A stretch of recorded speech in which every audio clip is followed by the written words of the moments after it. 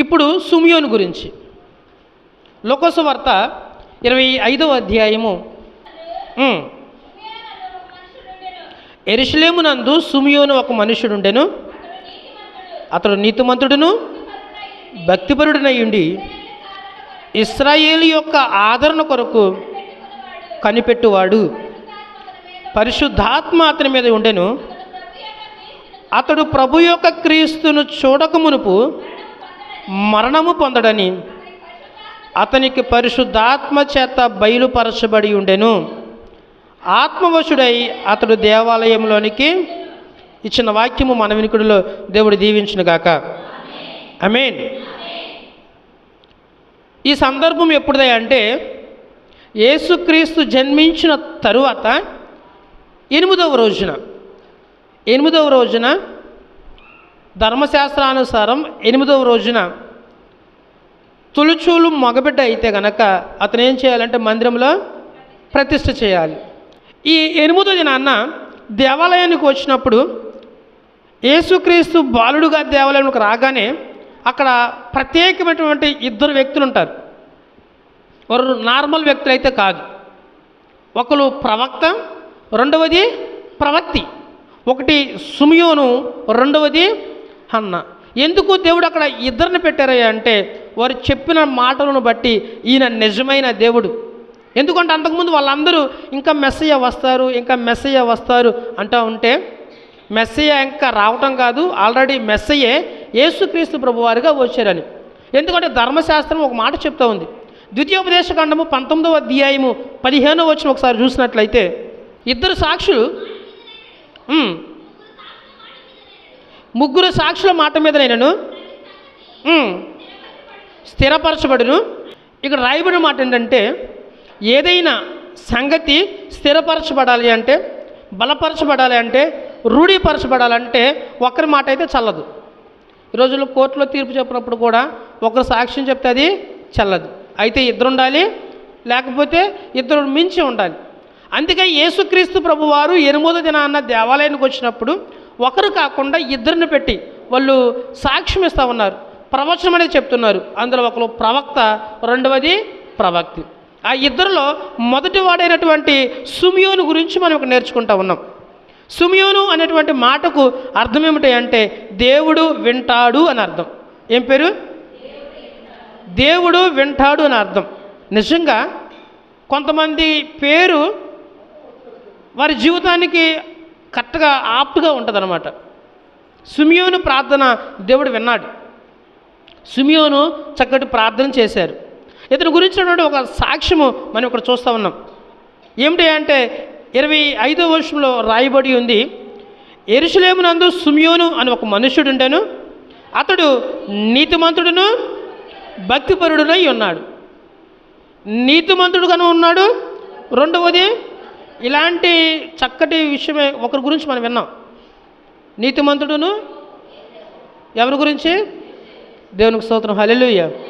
దరిదాపుగా యేసుక్రీస్తు జన్మదిన సందర్భంలో ఉన్నటువంటి వాళ్ళందరూ ఒకటి భక్తిపరులుగా ఉన్నారు, నీతిమంతులుగా ఉన్నారు. మూడవది మ్యాక్సిమం అందరూ పరిశుద్ధాత్మ అభిషేకము పొందుకున్న వారుగా ఉన్నారు. ఇక్కడున్నటువంటి సుమియోను కూడా.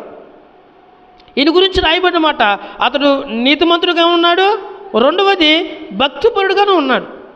అతని గురించి రాయబడినటువంటి ఒక చక్కని మాట పౌలు ఒక మాట చెప్తారు హెబ్రీయులకు రాసిన పత్రికలో, నీతిమంతుడు విశ్వాస మూలముగా జీవిస్తాడని. ఇతను కూడా మెస్సయ్య ఈ లోకానికి వస్తాడు అనే విశ్వాసముతో, నమ్మకంతో ఈ లోకంలో జీవిస్తూ ఉన్నాడు. అతని యొక్క వయసు రాయకపోయినా అతను చేస్తున్నటువంటి పరిచర్యను బట్టి, అతను ఉన్నటువంటి పరిస్థితిని బట్టి అతను వృద్ధాప్యంలో ఉన్నట్లుగా మనం చూస్తాం. ఈయన విశ్వాసము దేని మీద ఉందయ్యా అంటే ఇశ్రాయేలు యొక్క ఆదరణ కొరకు కనిపెడతా ఉన్నాడు. ఆ రోజుల్లో ఉన్నటువంటి రోమ ప్రభుత్వం కానీ, హేరోదు క్రూరత్వం కానీ ఇశ్రాయేలుని బలహీనపరిచేసింది. రోమ ప్రభుత్వం ఇశ్రాయేలుల మీద పగబట్టినట్లుగా చాలా కష్టాలు పెట్టింది, చాలా ఇబ్బందులు పెట్టింది. అటువంటి పరిస్థితుల్లో వారికి తగినట్టుగా హేరోదు కూడా చాలా క్రూరంగా ప్రవర్తించాడు. అటువంటి పరిస్థితుల్లో అందరూ ఇక మా పని అయిపోయింది అని చేతులు కిందకి దించేసినటువంటి సమయంలో ఒక్క సుమియోను ఏం చేస్తున్నాడంటే హేరోదు యొక్క క్రూరత్వం నుంచి, రోమా ప్రభుత్వపు క్రూరత్వం నుంచి ఇశ్రాయేలుకి ఆదరణ కలుగుతుంది ఒకరి ద్వారా. ఆయనే మెస్సియ, ఆయన త్వరలోనే ఈ భూలోకంలోనికి రాబోతున్నాడు అని కనిపెడతా ఉన్నాడంట. హల్లెలూయా, హల్లెలూయా. మనం కూడా కనిపెడతాం. క్రిస్మస్ మాసంలో అసలు ఎంత బాగా కనిపెడతారంటే 12కి ఇంకొక 5 నిమిషాలు ఉందనగా ఇది హ్యాపీ న్యూ ఇయర్ అని చెప్పడం కోసం ఎంతగా చూస్తారంటే అందరూ గడియారం వైపే ఉంటుంది ఫోకస్ అంతా. ఇంకా అయిపోతుంది. ఆ 12 తర్వాత ఏదో జరిగిపోద్ది అన్నట్టు. ఏం జరిగిద్ది? ఇంకో కొత్త సంవత్సరం వస్తుందండి. కానీ కనిపెడతాలంటే వచ్చేస్తుంది, రెడీగా ఉండే దానికి మాత్రమే మనం కనబడతాం. కానీ సిమియోను అలా కాదు. దేని కొరకు కనిపెడుతున్నాడంటే ఇశ్రాయేలీయుల యొక్క ఆదరణ కొరకు, రోమా ప్రభుత్వపు క్రూరత్వం నుంచి విడుదల కలిగించడానికి ఒక మెస్సియ రాబోతున్నాడని నమ్మాడు, విశ్వసించాడు. ఆయన కొరకు ఎదురు చూస్తూ ఉన్నాడు. మనము కూడా ఈరోజు మన పాపం నుంచి దేవుడు విడుదల కలిగించడానికి లోకమునకు వచ్చాడని విశ్వసించాలి. ఒకానొక దినాన్న మనము కూడా ఆయనను చూస్తామని కనిపెడుతూ ఉండాలి. ఏ సంఘం అయితే ఆయన రాకడ కొరకు కనిపెడుతూ ఉందో, ఎందుకంటే సిమియోను అయితే ఆయన యొక్క రాకడ కొరకు మనం చూశాడు. మనమైతే ఎత్తబడే సంఘం నుండి అక్కడ మనం ఆయన చూసే విధంగా కనిపెట్టి ఆయన కొరకు మనం చూడాలి. సిమియోను గురించి రాయబడిన మాట, ఇశ్రాయేలీయుల యొక్క ఆదరణ కొరకు కనిపెట్టేవాడు, అంతేకాదు పరిశుద్ధాత్మ అతని మీద ఎంత గొప్పవాడు అంటే, గొర్రెల కాపరులు పరిశుద్ధాత్మ ద్వారా నడిపించబడ్డారు, మరియా పరిశుద్ధాత్మ ద్వారా నడిపించబడింది, ఏసేబు పరిశుద్ధాత్మ ద్వారా నడిపించబడ్డాడు, ఎలిజబెత్ పరిశుద్ధాత్మ, జకరియా పరిశుద్ధాత్మ, ఇక్కడ సిమియోను కూడా పరిశుద్ధాత్మ. ఇంతమంది దేవుని యొక్క పరిశుద్ధాత్మను పొందుకుంటుంటే మనము మాత్రము పరిశుద్ధాత్మ పొందుకోలేకపోతున్నాం. ఎందుకంటే మనము దేవుని మీద కనిపెడతల్లా. రెండవది, మనం నీతిమంతులుగా ఉన్నట్లా, మనము మన భక్తిని దేవుని మీద నిండారుగా చూపించట్లా. కానీ వీళ్ళందరూ గొర్రెల కాపర్లు అయితే ఆ రాత్రి మొత్తం వాళ్ళకు ఉన్నటువంటి సర్వస్వాన్ని పక్కన పెట్టేసి పరిచర్యలకు వెళ్ళిపోయారు. సేవకులు అయిపోయి దేవుని యొక్క వాక్యాన్ని ప్రకటించారు. అటువంటి ఆ పరిచర్య మీద ఉన్నటువంటి నమ్మకం మనం ఉండాలి. సిమియోను ఏ విధంగా అయితే ఆదరణ కొరకు కనిపెడుతూ ఉన్నారు, అందరూ అయితే ఇక మన పని అయిపోయింది, హేరోదు ప్రభుత్వం మనం ఇక ఇలాగే చనిపోవాలని డిసైడ్ అయిపోయారు. కానీ సిమియోను మాత్రమే నిలబడ్డాడు. అంతేకాదు సిమియోను ప్రార్థన చేశాడు, ఒక గొప్ప ప్రార్థనాపరుడుగా ఉన్నాడు. ఎందుకు ఈ మాట చెప్తున్నానంటే 26వ వచనంలో ఉంటుంది, అతడు ప్రభు యొక్క క్రీస్తును చూడక మునుపు మరణము పొందడని అతనికి పరిశుద్ధాత్మ చేత బయలుపరచబడి ఉండను. హల్లెలూయా, హల్లెలూయా, హల్లెలూయా. ఎంత గొప్ప మాట ఇది. సిమియోను ప్రార్థన చేశాడు, కనిపెట్టడమే కాదు, ఒక గొప్ప ప్రార్థనాపరుడుగా ఉన్నాడు. ఎప్పుడు ప్రార్థన చేస్తున్నాడు, దేవా ఈ ఇశ్రాయేలీయులు ఇలా పాపభూయుక్తమైనటువంటి హేరోదు రోమా ప్రభుత్వం ఉండిపోవటం నాకు ఇష్టం లేదయ్యా, నువ్వు రావాలి, నేను చూడాలి. ఇశ్రాయేలులు ఈ యొక్క పాప దుర్మార్గపు ప్రభుత్వం నుంచి బయటకు రావాలి, వాళ్ళు కూడా స్వేచ్ఛగా ఉండాలి, వాళ్ళు కూడా ఆనందంగా ఉండాలి, వాళ్ళు కూడా సంతోషంగా ఉండాలి, అది నేను చూడాలి. ఏ వయసులో అంటే వృద్ధాప్యంలో, చనిపోయేటువంటి స్టేజ్లో కూడా ఇశ్రాయేలీల కొరకు కనిపెడుతూ ఉన్నాడు, వారి యొక్క ఆదరణ కొరకు ఆలోచిస్తూ ఉన్నారు. మనమైతే మన గురించి, మన కుటుంబం గురించి ఒక అడుగు ముందుకేసి గట్టిగా మాట్లాడితే మన సంఘం గురించి మాత్రం అక్కడితో ఆగిపోతాం. ఆ వయసులో ఇక చాలు, నా జీవితం దేవుని యొక్క మందిరంలో గడిచిపోతుంది, ఇంకా నేను సంతోషంగా హ్యాపీగా దేవుని యొక్క రాకడ కొరకు ఎదురు చూస్తాను అనుకోవాలి. కానీ సిమియోను తన గురించి అక్కడ ఆలోచించలే. ఎందుకంటే ఆయన గురించి ముందు రాయబడినమాట, అతడు నీతిమంతుడును భక్తిపరుడు. ఆ భక్తి ప్రార్థనలో చూపిస్తా దానికి ఒక ప్రతిఫలం కూడా పొందుకున్నాడు. మనం కూడా ప్రార్థన చేసామంటే ప్రార్థనకు తగినటువంటి ఆ ఫలితము, ఆ జవాబు వచ్చే వరకు కనిపెట్టాలి. సిమియోను కనిపెట్టాడు. ప్రార్థన చేసి ఇక నా పని అయిపోయిందని వదిలేయలే, ఒక జవాబును కూడా పొందుకున్నాడు. ఆ జవాబు ఏంటంటే క్రీస్తును చూడక మునుపు మరణము పొందను అనేటువంటి ఒక జవాబు ప్రార్థన ద్వారా పొందుకున్నాడు. ఎంత గొప్ప ఆదరణ అది. ఇశ్రాయేలుల ఆదరణ అయితే పక్కన పెట్టు, సిమియోను ఒక గొప్ప ఆదరణ పొందుకున్నాడు. ఏంటి అంటే యేసు ప్రభువు పుట్టిన తర్వాతే చనిపోతాను. అసలు ఎంతలా ప్రార్థన చేస్తే అంత జవాబు పొందుతాడు. ఎన్ని గంటలు ఉపవాసం ఉండి మోకాళ్ళ మీద ఉన్న ప్రార్థన చేస్తే తప్ప అటువంటి ప్రార్థనకి జవాబు వస్తుంది. మెస్సీ కొరకు అందరూ చూడటం ఏంటి, సిమియోను ప్రార్థన చేస్తే క్రీస్తు పుట్టిన తర్వాతే నువ్వు చేస్తావు, అప్పుడు వరకు చనిపోవడం అనేది, మరణం అనేది నీకు రాదు అన్నాడంటే ఎంత ఆదరణ పొందుకున్నారు, ఎంత ప్రార్థన చేశారు. మనము కూడా ప్రార్థన చేయాలి. కేవలం ప్రార్థన చేశామంటే ఆ ప్రార్థనే కాదు, ఆ ప్రార్థనకు జవాబు పొందుకునేంత వరకు మనం కనిపెట్టాలి. కొంతమంది ఒక 2-3 వారాలు ఆ విషయం కొరకు ప్రార్థన చేస్తారు. ఇంకా అవ్వట్లేదంటే ఏమో ఇది దేవుని యొక్క ప్రణాళిక కాదేమో, మనమే అనుకుంటున్నామేమో, దేవుడు ఇంక మంచి దారి మనకు చూపిస్తున్నాడేమో అని వదిలేస్తాం. మీకు గత వారం నేను చెప్పాను, జకరియా గారు ఎప్పటి నుంచి ప్రార్థన చేశాడంటే చనిపోయే ముందు కూడా ఏం కావాలి ప్రార్థన చేశాడు? రాలేదమ్మా. దేని కొరకు ప్రార్థన చేశాడంటే పిల్లల కొరకు ప్రార్థన చేశాడు. ఏ వయసులో? వృద్ధాప్యం. ఎలిజబెత్ గర్భము ధరించింది. ఇక్కడ సుమియోను వృద్ధాప్యంలో ప్రార్థన చేశాడు. ఎందుకు అంటే మెస్సే కొరకు.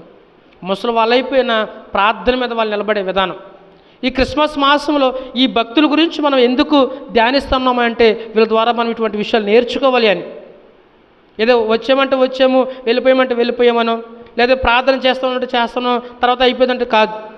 సుమియోను ఏ విధంగా అయితే ప్రార్థించి అడిగి పొందుకున్నాడో, జకర్యా ఏ విధంగా అయితే ప్రార్థించి ఆ ప్రతిఫలాన్ని పొందుకున్నాడో, ఇప్పుడు సంఘబిడ్డలారా మనం కూడా దేని గురించి మనం ప్రార్థన చేస్తామంటే అది దేవుడు ఇస్తాడు అని నమ్మకంతో విశ్వాసంతో ప్రార్థన చేయాలి. వీళ్ళు అలా ప్రార్థన చేశారు కాబట్టి పొందుకున్నారు.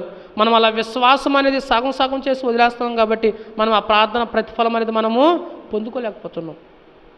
ఇక నుంచైనా ప్రార్థన చేయండి, ఇక నుంచైనా విశ్వాసంతో. ఈ సంవత్సరం అంతా దేవుడు కాపాడాడు. 2024 సంవత్సరంలో ఒక మంచి తీర్మానం తీసుకోండి, ఈ పలానా పాయింట్స్ని పెట్టుకోండి. 2024 సంవత్సరంలో ఈ పాయింట్స్ నేను పెట్టుకుంటున్నాను, అవి రీచ్ అయ్యే వరకు నేను ప్రార్థనలో వెనుకడుగున అయ్యానని ఒక మంచి తీర్మానం తీసుకోండి. మన తీర్మానాలు ఎలా ఉంటాయంటే ఇక నుంచి నేను సీరియల్స్ ఉన్నాను, ఇక నుంచి నేను అది చేయను ఇది చేయను, అవి కదా తీర్మానాలు అంటే. ఒక బలమైన తీర్మానం తీసుకోవాలి. గత సంవత్సరం ఏ తీర్మానం చేసుకున్నామో ఆ తీర్మానం మనం పొందుకున్నామా లేదా అనేది ఈ 10 రోజుల్లో మనం ఒకసారి రివైండ్ చేసుకోవాలి. లేకపోతే ఈ 10 రోజులు అయినా గట్టిగా పోరాడాలి. సంవత్సరం నేను ఈ తీర్మానం చేసుకున్నాను, ఈ తీర్మానం జరగలేదు, ఎందుకు జరగలేదు అని నువ్వు దేవుణ్ణి అడగాలి. అడుగు ప్రతి వానికి దేవుడు ఇస్తాడు. సుమియోను ఏమడిగాడంట, నువ్వు వచ్చేదాకా నేను అసలు ఎలాంటి ప్రార్థన చేస్తుంటాడు? వస్తే చాలు కాదు, నువ్వు రావాలి, నేను చూడాలి, తర్వాత నేను చనిపోవాలి. అలాంటి నమ్మకమైనటువంటి ప్రార్థన మనం చేయాలి. చివరి మాట చెప్పి నేను ముగించడానికి ఇష్టపడుతూ ఉన్నాను. ఆత్మవశుడై అతడు దేవాలయంలోనికి వచ్చాను. ఎప్పుడు అంటే యేసుక్రీస్తు ప్రభువారు 8వ దినాన దేవాలయంలోనికి వచ్చారు. యేసు ప్రభువారు దేవాలయంలోనికి వచ్చే సమయానికి సుమియోను దేవాలయంలో లేడు. సుమియోను ఏమని జవాబు పొందాడంటే యేసు ప్రభువును చూసిన తర్వాతే చనిపోతాను. కానీ యేసు ప్రభు వారు వచ్చారు, 1 గంట 2 గంటలో దేవుని యొక్క మందిరం ఉన్న తర్వాత మరియా యేసేపు ఏం చేస్తారు? తీసుకెళ్ళిపోతారు. మరి చూడకపోతే యేసేపు పరిస్థితి ఏంటి? సుమియోను పరిస్థితి. అందుకనే జవాబు పొందుకున్నాడు కాబట్టి, సుమియోను మందిరం లేడు కాబట్టి పరిశుద్ధాత్మ ఏం చేసింది? సుమియోను నువ్వు మందిరంలోకి రా. ఎందుకంటే మందిరంలో ఎవరు ఉన్నారు? యేసు ప్రభు ఉన్నారు. ఆ పరిశుద్ధాత్మను పొందుకోవటం అంటే అది. ఒకసారి 26వ వచనం, అతడు ప్రభు యొక్క క్రీస్తును చూడక మునుపు మరణము పొందడని అతనికి పరిశుద్ధాత్మ చేత బయలుపరచబడెను. ఆత్మవశుడై అతడు దేవాలయంలోనికి వచ్చెను. అంతటా ధర్మశాస్త్ర పద్ధతి చొప్పున ఆయన విషయమై జరిగించుటకు తల్లిదండ్రుల శిష్యువైన యేసును దేవాలయంలోనికి తీసుకొచ్చినప్పుడు అతడు తన చేతులలో ఆయనను ఎత్తుకొని దేవునిని స్తుతించుచు ఇట్లా నేను ఆత్మచేత దేవుని యొక్క మందిరంలోకి వచ్చేసాడు. వచ్చిన తర్వాత ఎవరి కొరకైతే ఇశ్రాయేలు అందరూ కనిపెడుతూ ఉన్నారో, సుమియోను ఎవరి కొరకైతే ప్రార్థన చేశారో అంత గొప్ప దేవుని కుమారుని సుమియోను ఏం చేశాడు? చేతులతో ఎత్తుకున్నాడంట. అసలు ఎంత గొప్ప జీవితం అది. దేని కొరకైతే ఎవరి కొరకైతే ప్రార్థన చేశారో అతన్ని పొందుకోవటమే కాదు, అతని చేతిలో ఎత్తుకోవటం అంటే ఎంత గొప్ప అనుభూతో. అసలు సుమియోను గూస్ బంప్స్ వచ్చేసి ఉంటాయి ఆ బాలయేసును ఎత్తుకున్న తర్వాత ఏం చేశాడో తెలుసా? ఆత్మ పరవశుడై దేవుణ్ణి ఏం చేశాడు? స్తుతించాడు. ఎలాగంటే మన సంఘం స్తుతిస్తుంది. ఎలాగా? అసలు ఎంత బాగా స్తుతిస్తుంది అంటే, ఆత్మవశులైన తర్వాత గొర్రెల కాపర్లు స్తుతించారు, జకర్యా స్తుతించాడు, ఎలిజబెత్ స్తుతించింది, గొర్రెల కాపర్లు స్తుతించారు, ఇక్కడ సుమియోను కూడా స్తుతించారు. స్తుతించాలంటే ముందు మనం ఏం చేయాలి? అభిషేకం, పరిశుద్ధాత్మను పొందుకోవాలి. పరిశుద్ధాత్మ పొందుకుంటే ఆటోమేటిక్గా నీ నోట దేవుని యొక్క మాట వస్తుంది అంతే. ప్రెజెంట్ హల్లెలూయా. పరిశుద్ధాత్మ పొందుకోకపోతే పాడతాం, కానీ ఏదో పాడాలి కాబట్టి పాడతాం అంతే. సిమియోను దేవుని యొక్క మందిరంలోకి వచ్చిన తర్వాత ఆయనను ఎత్తుకుని దేవుని స్తుతించుచు ఒక చక్కటి కీర్తన పాడాడు. మనము దేవుని యొక్క మందిరంలోకి వచ్చిన తర్వాత సిమియోను పాడినట్లుగా మనం పాడగలుగుతున్నామా లేదా ఒకసారి ఆత్మవిమర్శ చేసుకుందాం. సిమియోను ప్రార్థన చేసినట్లుగా మనం ప్రార్థన చేస్తున్నామా లేదా ఆత్మవిమర్శ చేసుకుందాం. సిమియోను ప్రార్థన చేసి దాని యొక్క ప్రతిఫలం పొందుకున్నట్లుగా నేను ఆ ప్రార్థన ప్రతిఫలం పొందుకుంటున్నామా లేదా ఒకసారి ఆత్మవిమర్శ చేసుకుందాం. సిమియోను విశ్వాసము మనలో ఎంతవరకు ఉందో ఒకసారి ఆత్మవిమర్శ చేసుకుందాం. చివరి మాట చెప్పి నేను ముగిచ్చేస్తాను. కొంచెం కిందకు వస్తే 33వ వచనం, 34వ వచనం. సిమియోను వారిని దీవించి, ఇదిగో అనేక హృదయాలోచనలు బయలుపరచబడినట్లు ఇశ్రాయేలులో అనేకులు పడుటకును తిరిగి లేచుటకును వివాదాస్పదమైన గుర్తుగా ఈయన నియమింపబడి ఉన్నాడు, మరియు నీ హృదయంలోనికి ఒక ఖడ్గము దూసుకుని పోవునని ఆయన తల్లి అయిన మరియతో చెప్పాను. సిమియోను దేవుని యొక్క మందిరంకు రావటమే పరిశుద్ధాత్మతో వచ్చారు. వచ్చిన తర్వాత యేసు ప్రభువుని చేతులతో ఎత్తుకున్నాడు, చక్కగా దేవుణ్ణి స్తుతించాడు. 4వది దేవునికి 29, 32 వచనాల్లో సాక్ష్యాన్ని ఇచ్చారు. ఇక్కడ 34వ వచనంలో ప్రవచనాన్ని చెప్పాడు. సిమియోను గురించి మనం జాగ్రత్తగా పరిశీలిస్తే దేవుని యొక్క మందిరంలోకి వచ్చిన నేను ఎలాంటి పరిచర్య చేయాలో మనకు అర్థమవుద్ది. ఏదో వచ్చి కూర్చుంటే అది మందిరంలోకి రావటం కాదు. సిమియోను వచ్చి అలా వెళ్ళిపోలా. సిమియోను మందిరంలోకి వచ్చి ఏం చేశాడు అంటే దేవుని ఎత్తుకున్నాడు, స్తుతించాడు, సాక్ష్యం చెప్పాడు, ప్రవచించాడు. మనము దేవుని యొక్క మందిరంలోకి వచ్చి ఏం చేస్తూ ఉన్నాం? ఏదో ప్రతి ఆదివారం కాబట్టి రాకపోతే వచ్చే ఆదివారం మీరు ఎందుకు రాలేదమ్మా అంటారని, లేకపోతే పక్కన మీ అమ్మ ఎందుకు రాలేదని ఆలోచిస్తుందేమో అని, లేకపోతే అందరూ వెళ్తున్నారు మనం వెళ్ళకపోతే బాగోదేమోనని, లేకపోతే అమ్మ వెళ్ళమంటుందో నాన్న వెళ్ళమంటుందో వెళ్తామోనని, ఇలాంటి విషయాలతో దేవుని యొక్క మందిరానికి రావటం కాదు. పరిశుద్ధాత్మ ప్రేరేపణతో నువ్వు రావాలి. వచ్చిన నీవు ఏదో వచ్చి కూర్చుని వెళ్ళిపోవటం కాదు, నిండు మనసుతో దేవుని ఆరాధించాలి. దేవుని యొక్క వాక్యము చేత నువ్వు నడిపించబడాలి. ఇక్కడ రాయబడిన ఒక మాట, ఒక ఖడ్గము దూసుకుని పోవునని మరియతో సిమియోను ప్రవచిస్తాడు. దేవుని యొక్క వాక్యము కూడా నీ హృదయంలోనికి అలా దూసుకుపోవాలి. పాడాలి, సాక్ష్యం చెప్పాలి, ప్రార్థించాలి, విశ్వసించాలి, ప్రవచించాలి. ఎవరైతే ఇటువంటి పనులు చేస్తారో సిమియోను పొందుకున్నటువంటి ఆ గొప్ప ఆశీర్వాదము, ప్రార్థన ఫలితము నేను మనందరం పొందుకుంటాం. ఎక్కడి నుంచి అయినా ఈ 2023వ సంవత్సరం చివరిలో మనం ఉన్నాం.